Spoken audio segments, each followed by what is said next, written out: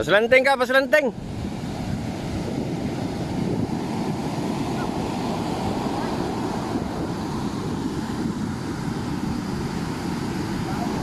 Lah.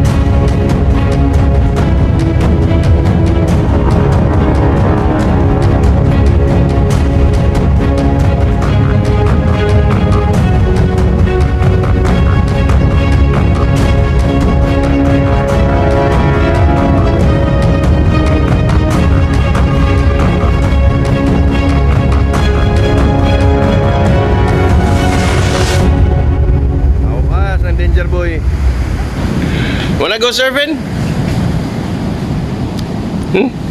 Surfing? Yeah. Come on, we need a good laugh. We need a go surf 50 and surfing sabon. Yes. Enough. Hi, Kitty. Hello. Kitty's not interested. Hello. Kitty doesn't understand English. That's why she didn't move. Good dog, Kitty. Doesn't understand Bisaya either. Maybe she's deaf. See you later. Parang Daot. Saan ang order Daot ma? Go on. Ang order niya is double orders of eggs and hot dog cocktail, and sweet ham. But only one order of rice. So he is on diet. He's on Diet always. of rice. Garlic rice. Yeah, garlic rice that is.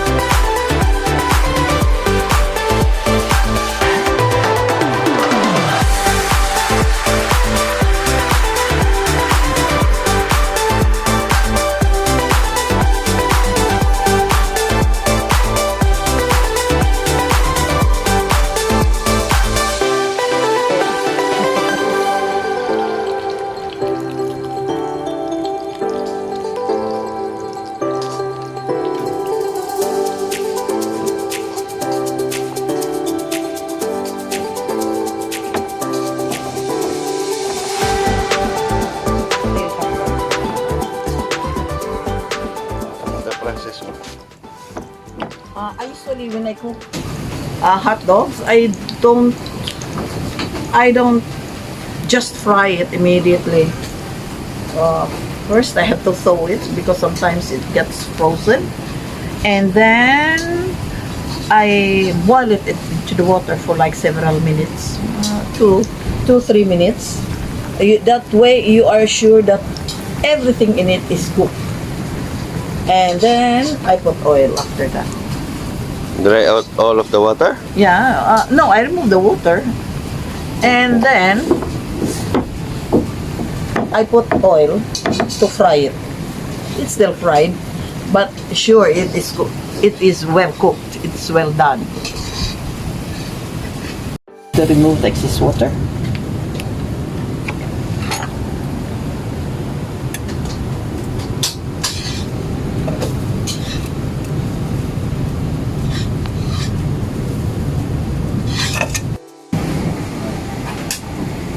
Just water remove and then oil.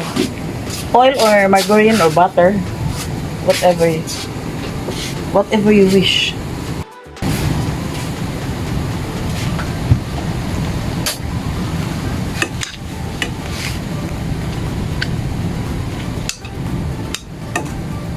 Turn the heat into low, and then smother with butter or whatever you have. You can put oil, you can put margarine, butter. I think even mayonnaise. And then your hot dog cocktail hot dog will taste different.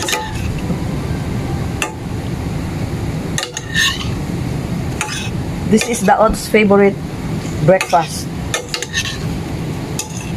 Longanisa, sometimes chorizo, sometimes tocino. He's a meat eater.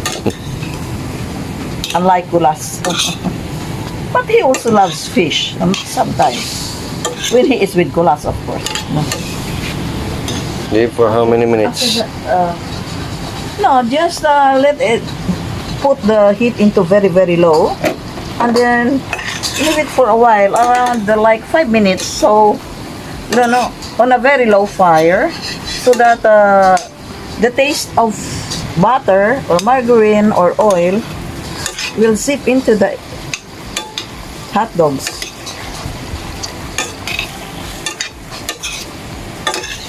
Because we didn't put anything, we didn't put salt, we didn't put anything on it.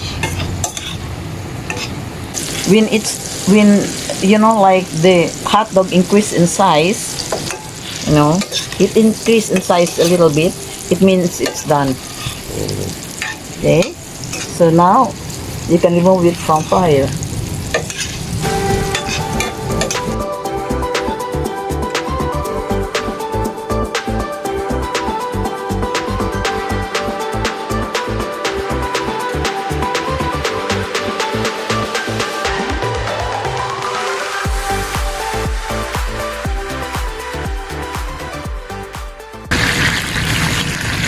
Margarine, water, and sugar.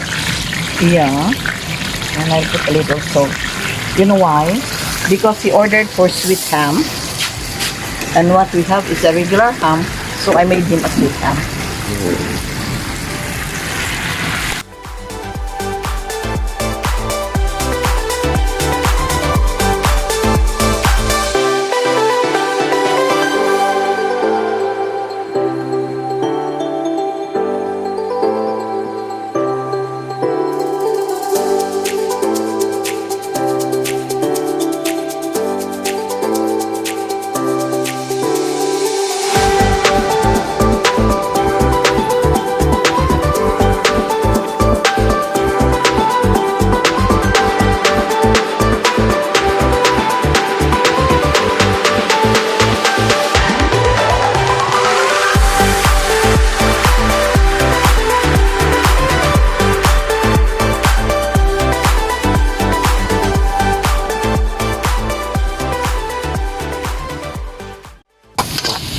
Sure.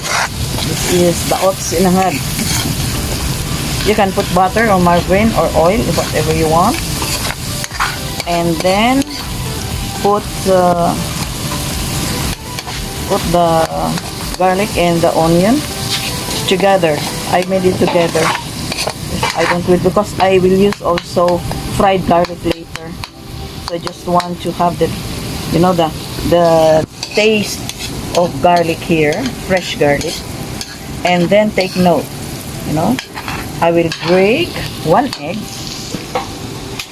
like this, and then just scramble it like this. You know why? MacGyver, why? Why? Because this one prevents the rice from sticking to the pan. Oh, Okay, and it won't. The rice will still be whole. You know, it will not be like I don't know, like sticky and no. It will not stick to the pan. Sa baka kuan. Dili kuan. Ano, sandok.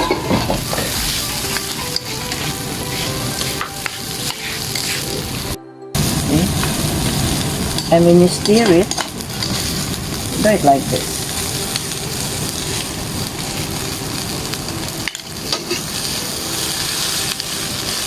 So that you'll not get lumps, you know. Sometimes the problem with fried rice is you get lumps when you cook it.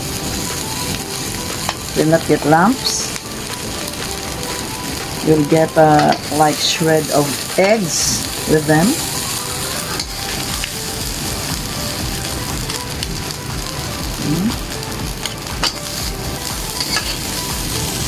Dash of salt.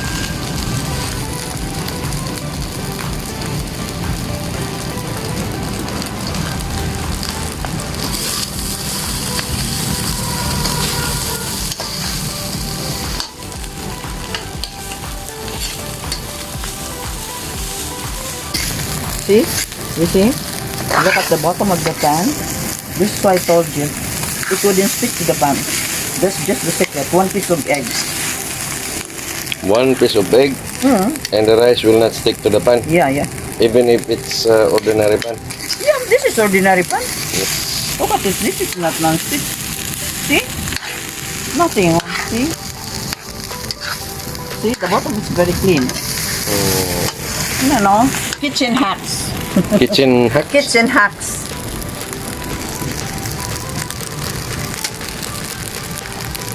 Masikli ko ba? Sabi ang garlic ano. I'll taste it, and then when we are almost done, you see, put in, spread a lot of the fried garlic. Okay.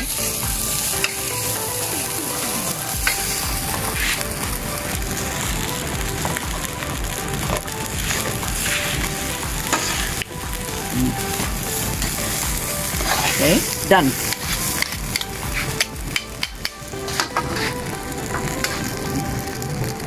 Food's ready, sir. I'm gonna Instagram this. Wait, you should smile behind it. Oh, you have a shirt that says smile as well. Thank you. I'm gonna. That's the only purpose why he ordered that food. It's only for Instagram. Yeah, right? Am I right? You're right. It's very Instagrammable food. Yeah. Thank you. You're being healthy. Oh, okay.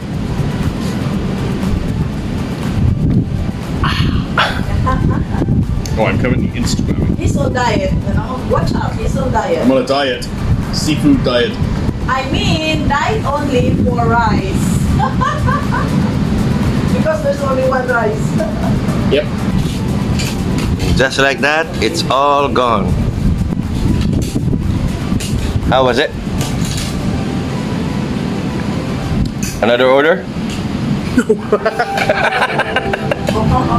Daot. Doubt it. Yeah.